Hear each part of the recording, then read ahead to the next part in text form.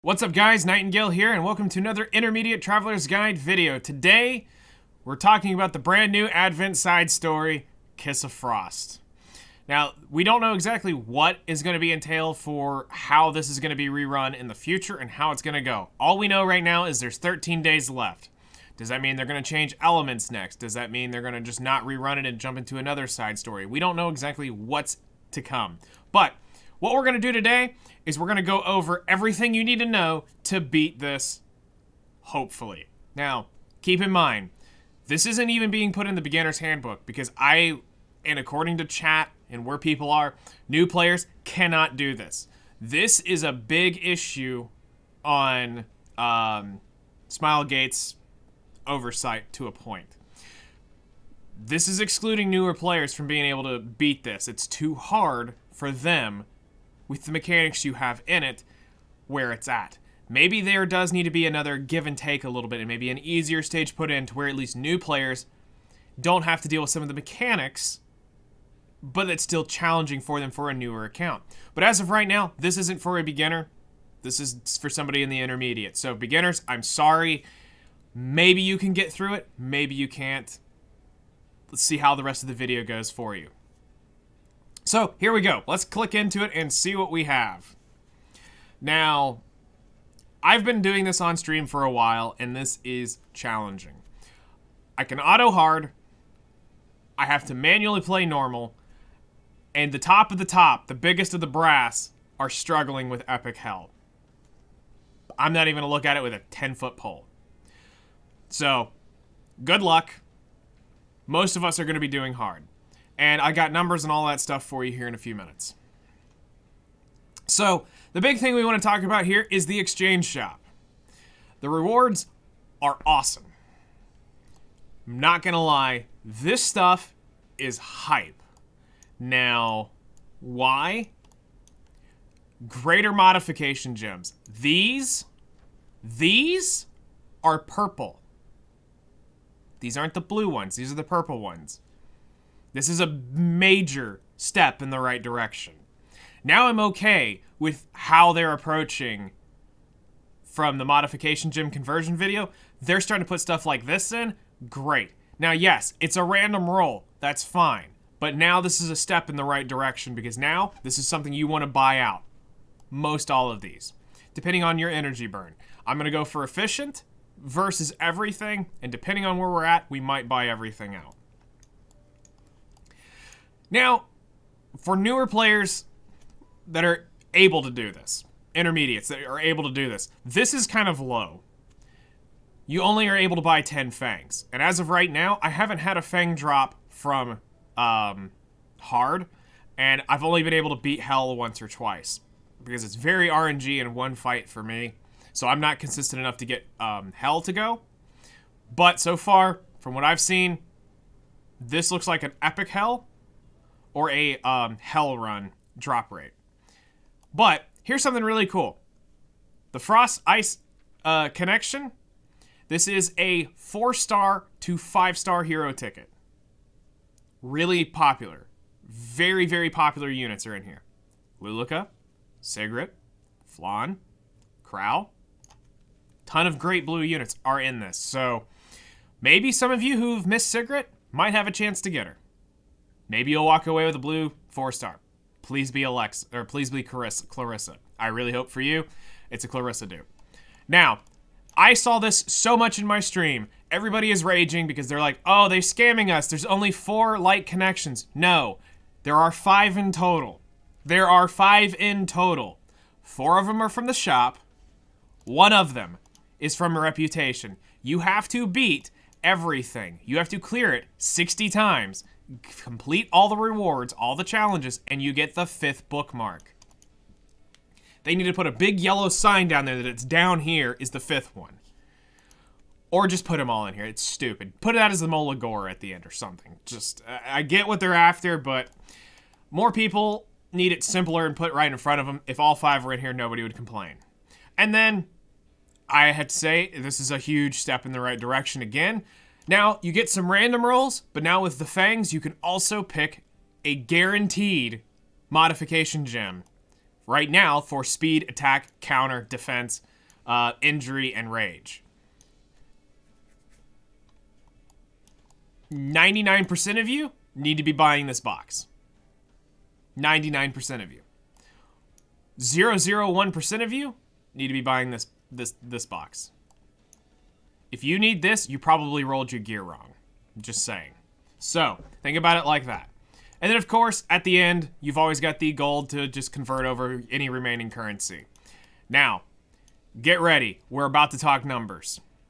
So, we calculated this up on a spreadsheet.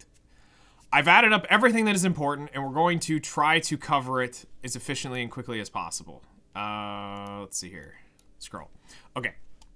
So we're counting right now. The most important things are the Molagoras, the Epic Charm, the Reforge Mats, the Covenant Bookmarks, the Gift of Tranquility, the Epic Penguins,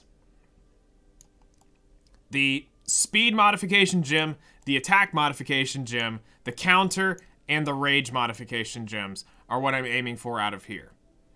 Then you need to make sure you buy out all 10 Fangs. This is probably your first buy because you need to secure this. And this is a lot.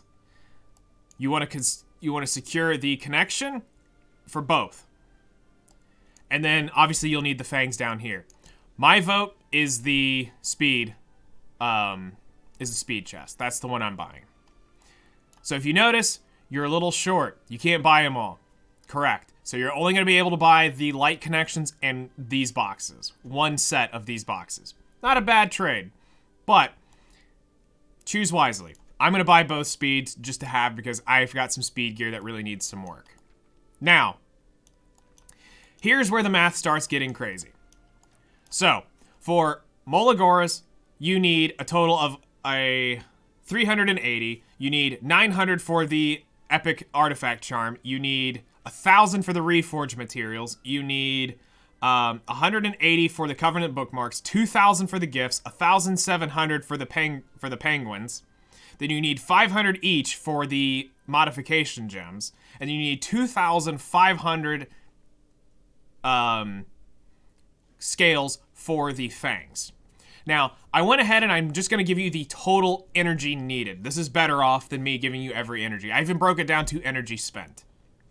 You know what? At this point, I'm going to put a screenshot right here just so you can see the spreadsheet that I'm looking at so that you can also look at it. So if it's not up earlier and I'm just bringing it up now, it'll be up now. Maybe it'll be up earlier. Now, for event energy needed, as of right now, assuming you do not have S-Pets and you do not get the Lucky Proc all the way up, right now, you're going to need to spend at least 2,386.5. So 0.6. So at this point, 2,387 energy at the absolute minimum. Minimum. Again, this is down to the decimal, so this is not counting on actually how the drops come in. But you'll need around 2,300 and, let's say, 90 energy. Or, let me break it down to you. Again, it's about 160 runs on normal or hard or whatever they call the bottom difficulty. Basically, if you were to take the next 3.5 days and you were to use your friendship energy, your web energy, your Archie energy that you get from GM Archie, your daily natural energy, one-off, I'm only counting it once because regen, obviously you can make it in more, but chances are you may not see regen all the way through in one of your daily plays. You have 90 energy from PvP, so that's your conquest points. This one's a little subjective, and you have 100 from ads. Assuming you do that, it's going to take you 3.5 days to clear this out. Now, why am I bringing this up and going such into detail here? Is because there's another side story coming next week. And I want to make sure that you focus on this, you get your shop bought out, and you're able to get ready for the next event. On top of that, right now, for this video, as of right now, due to the fact of the collab being delayed and the events that they're running, we have AP on Saturday and Sunday here on the global server. Depending on where you're at, that date may be slightly different, but for right now, as of right now, you have AP weekend. I'm going to be trying to farm Catalyst, so I'm not going to be able to farm this on the weekends because I'm going to go there, get that done, farm up experience, farming experience, and that's very important for what I'm about to get into. So I'm going to have to push it up to basically Wednesday to farm out this shop, and then I'm going to have to come right into another energy spend to start working on the new side story. Which is great because the next weekend is altar buffs, so I don't have to go quite as hard there, and then everything's saving up for that final buff. Bad timing to a point in how they've released this, but overall, we can manage as a community. You can get it done with your basic free energy. That's assuming you have max energy in the game. This is assuming you use all your free energy. This is possible to clear out completely in 3.5 days. Make sure you understand this. It is 100% possible to clear out everything I'm saying by in 3.5 days if you use all your energy into this. Okay, so I decided to redo the video part from here on out to just make sure that I used the right team instead of the kind of scuff team I used, so I'd rather explain it to you with how I'm doing it. Now, we're going to cover some stuff. That's a lot of information. Again, we gave you information overload, but we're about to give you even more information overload. The big thing that we want to talk about here is the systems. This wasn't quite well explained on the live stream when they demoed it, and I'm going to clarify some things here for you guys so that it's understandable. So right here, you see that I have a 20% speed buff, we have a 20% HP buff, and we have a 40% attack buff. On the live stream, it made it seem, because they only used green units, they only made it seem like they were the ones who were getting the advantage. No. The way it works is if you bring 2 blue units, 2 green units, 2 red units, you get a 20% buff. If you bring any elemental advantage and you have 3 of them, you get a 40% buff. Yes, that's a 40% speed buff. I know you're sitting there going, no. Yeah, it's a 40% speed buff. Put a 3rd blue unit there, that's 40%. So that's good to know. That's a lot clearer. That should have been a little bit easier explained on live stream. The next big thing. You do not earn any Penguin experience by doing this.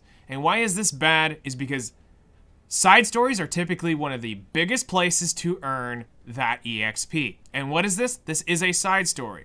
But according to what chat has told me, there is and as we've assumed from live stream, is there's another side story coming in next week. At least the recording of this video. Today is July 15th, and I believe that would be July 22nd, I believe, is the next patch. So you have 2 side stories coming. We don't know yet if this is a weekly or monthly rotation. Or bi-weekly rotation, or a monthly rotation. What do they plan to do with this? But this is a lot of energy invested for not getting any Penguin EXP. I don't care if it's half rate, quarter rate. We should at least be earning some EXP in everything that takes energy, because it's taking your focus away from something else. But I will say later on in the video why I think it's somewhat acceptable that we're not earning Penguin experience here. Now that that's put aside, let's talk about the teams and how you want to build them. What I am not going to tell you is who to use and that this team is secure, you gotta use type thing. What it's going to come down to is what your account has. This is the most important thing we can do, but what I'm going to do is give you the concepts of what you're after. For Team 1, you want to make sure that you are dealing AoE effect. Now, you're probably sitting there going and immediately assuming, but Sigurt's not AoE. Correct. You are paying attention. Why is this important? Is you want to deal AoE because you want to clear that first wave. Well, since I don't technically have a good 3rd AoE unit right now that's blue, or Luluka's already taken up and Vivian's already taken up for other reasons, I'm going to just take the loss. Sigurd's S3 is going to go into one of the random mobs, and it's going to be fine. But it'll finish it off with an RB kill, and it's going to be just fine. So I'm okay with it, because I would rather have some single target big damage off of Sigurd to get me into the next phase faster. Phase 2, on Team 2, it's about buffs. The big thing here is buffs, buffs, buffs. So getting it to a team that has stable buffs is going to be challenging for some players and easier for others. It all comes down to what your roster has. For me, and what's working best for me on auto with the units I have built and the gear that I have, is we have Rorana's S3, which gives us a revive. We have Alencia and Luluka both providing defense buffs as well as barriers. But Because with my gear quality and where I'm at, I'm probably going to brute force my way through this before I ever really see the effects of not having the buffs. But it is noticeable. And then for Team 3, the big thing you want to note here is you really want single target damage. Now, here's the issue, but not the issue. Vivian has an AoE skill. And you technically don't want to use AoEs here. And you'll see why. But it's okay because the damage between Baiken and Vivian is pretty stout. And Isaria is just here for the targeting and the defense break when it lands. Now, I say you want to try to play it as close as possible, but sometimes you may just have to take the gamble and use what you have if you want to try to beat this. But use the concepts and try to move along as best as possible. With my roster and with where I'm at, this is probably the most efficient one I have for me right now. When we were timing it, the best I could get it was 2 minutes and 52 seconds a run. And the fastest one that I'm not going to talk about was 2 minutes and 28 seconds. If you want to know why, go check out the patch notes and you'll see why we were able to speed it up at 30 seconds. So we're going to jump in. What I'm not going to do is I'm not going to read the passives. That's going to be for you guys to go in and actually read because this video is already long as it is. And I'm trying to shave it down a little bit. The key thing to note here is that this is the summoning animation to bring them in. Now, I'm going to pause it here for a second. The key things that you want to make sure you read up on is your discrete glance. This is very important. That's the passive to note because you've noticed she's in stealth. And this is another reason why you want AoE here. Take your time, read through the passives. We've got this, though. We've got, I believe in Clarissa and Arby. We've got the defense break here. Now, if I put this on auto, this is gonna go this skill first. But, since I'm gonna manual this while we're talking about it, I'm just gonna go ahead and let it eat here, and then please grab the 2 units. No, feels bad. Well, have no fear, Clarissa is here. And there goes the other one. And we're done. Okay. Now we're just going to do our basic damage. Thank you, Arby, for gabbing today. It's nice to see when you gab. It's not often you do. Oh my god, you did it twice in a row. I'm a gab gamer. I'm a professional gamer now. Now we're just going to say screw it. Now Sigrid's going to use her S3. And we crit. And as you can see, with mine, I was able to get it into the second phase. Phase 2 is all about buffs. Well, we're going to Dragon Lolly Roar and just kick it off with a defense buff, and you'll see that she does pretty decent damage here. And there we go. Next up, we're going to play it. If this was manual, or if this was auto, she's just going to use her S3 here. But for the sake of the video, I'm trying to show you the proper way in case you can't auto it. You do want to make sure you get the debuffs, or your buffs applied here. Because now we have the minimum amount of buffs we need on the target. So I'm going to let these drop, and I'm not going to put the res up now. And we're just going to go ahead and attack her. It's going to combat push her forward, which is annoying. Luluka does Luluka things. Great. Thank you for the defense break. Thank you for stunning the proper unit. Also, this was another reason why I kind of wanted to redo the videos, because I stunned the wrong unit last time. And now we're going to let my lovely Alencia go in and beat her face down to the ground. Now, hopefully, we can get her to hit her Dragon's Wrath here. Do we get Mind's Eye? Nope, we don't get it. And we're going to go for another Luluka S1. Again, if this was auto, it would use her S3. It would have used her S2 by this point. But we're going to go ahead and use her S1 because we would like to get the extra attack off. Please, please, please. And we do, and it should be enough. Nope, not yet. All right. We're going to get another Alencia off. We're almost to the mechanic, so I'm fairly confident in my ability that Luluka is going to finish this. And there we go, phase 3. Now, this is why I brought Vivian along for this. Is if they get debuffed, you're gonna have a lot of reduced damage, and we don't want that here. So we've got Isaria and Vivian are speed RNG'd. They are right on top of each other. My Vivian is 199 and my Isaria is 199. Yay. So speed RNG out who went first. And it doesn't matter to me. We are going to burn this. I think. No, we're going to go ahead and we're going to pray that the, Song of Stars hits on this. I believe. I'm feeling lucky.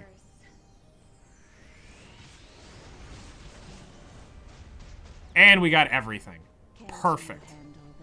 So now we're going to give the immunity and the attack buff to Baiken, and we are about to blow her to Kingdom Come.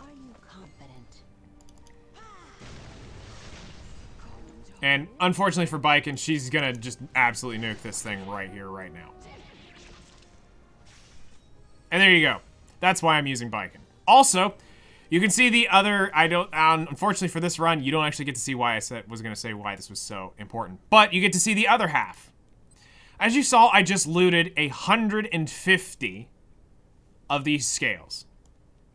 Now, the normal drop is a random blue modification gem. Now, rewind. For those of you who haven't seen the modification gem video, go watch it.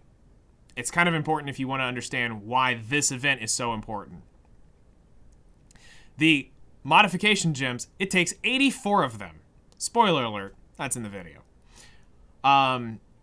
It takes 84 blue cores to make one of those modification gems. That's really expensive. But with this event, it's helped setting off the cost. Now, as I said earlier, this is kind of why I'm okay with them not having Penguin experience.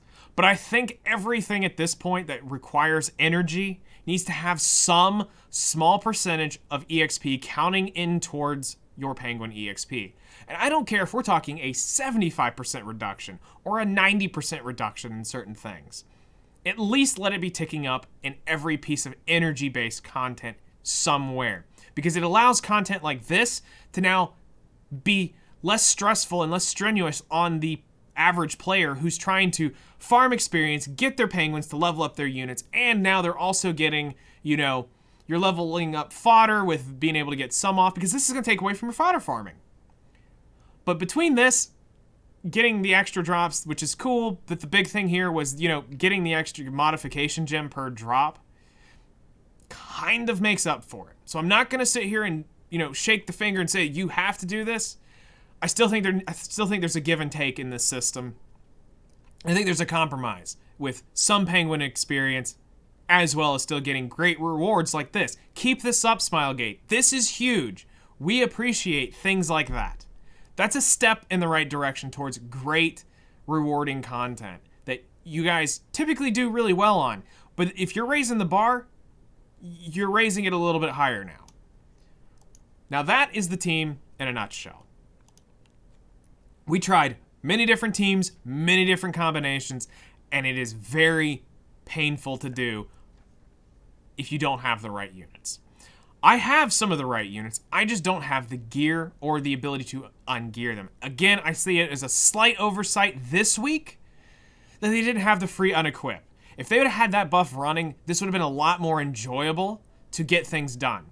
The reason why I say I wish it was this week is because with the new side story next week where we will have an unequipped buff, chances are most of us have already done this content and there's no point in us going back to say, oh, can I do it? It doesn't matter anymore. We've probably bought the shop out by the time that that's even around. Sure, we could have used the free one from our web event, but most of us are saving that for a rainy day when we're going, oh crap, I really need this. This really needs to be redone. But I hope you guys try the content. Even if you can't beat it, I know it's going to be a struggle, but just know that this may be not for everyone. I get it, beginners. I know you're probably feeling left out, and I'm sorry. I really am.